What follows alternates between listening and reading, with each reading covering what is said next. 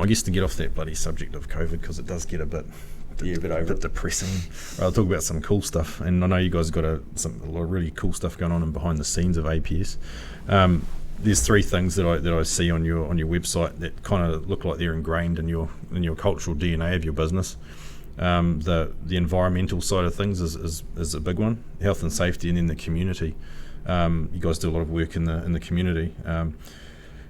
So if we can start off with the environmental thing, because I know it's one of your big passions, the tree planting especially, but then you've got it's Toi2, is that how you pronounce it? The carbon zero emissions side of things. That's like an initiative that you guys are absolutely thrashing at the moment, because you're well beyond carbon neutral, you're bloody carbon positive.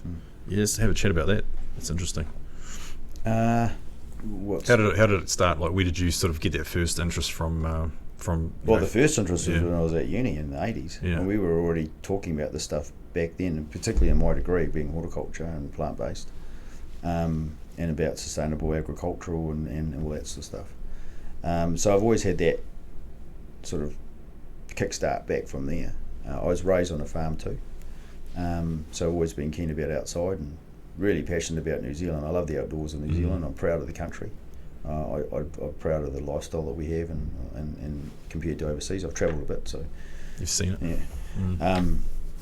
So probably in the early 2000s, I was thinking, what can I do to really, make it better for APS in terms of, as an add-on. And I started seriously looking at a conservation property back in the about 2005, I think, or 2006. I started seriously looking for a big conservation property in the Coromandel. And I wanted to buy like a big bush block to look at, because it was 2007, the ETS thing had just come out, and I thought, maybe that would be a good thing to do for APS. We'll buy a big bush block and we can look at the carbon credits and see if we can offset the company back then, but more importantly, provide a facility for the staff to go camping and it's cool. stuff. Yeah. And then the GFC hit, and that sort of put a handbrake on it, and the focus was elsewhere for a while. And then a few years after GFC recovery, we started seriously looking at it again. But by then, the company had grown, and we'd also now had skiing and hunting and all that sort of stuff in there. So by throwing in the skiing, it really sort of made it think, Central North Island's probably the place we need to look. So that's when we decided, and we found a property down there, and with the intention of many things. First and foremost, a facility for APS, which we could combine for training and making it a nice place to be for learning things within the company, and then maybe we could expand it to some of our school clients to take kids there.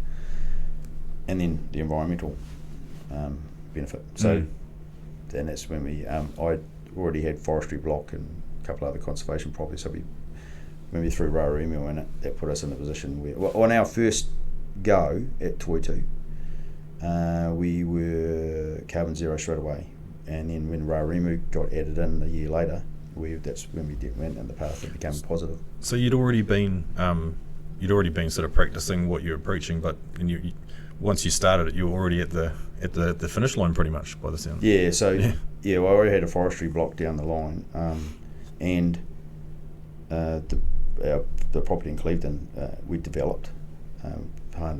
By that time, we'd planted 140,000 plants on that property, and then I had another conservation, like a bush block, a nice bush block in the Coromandel as well. Again, for all those environmental reasons, that's why we like that sort of stuff. And it was just really, it wasn't hard to sort of, let's connect that to APS, and then, like I said, with providing a facility for the staff, then the Raremu block was the next best thing, and it's gone from there.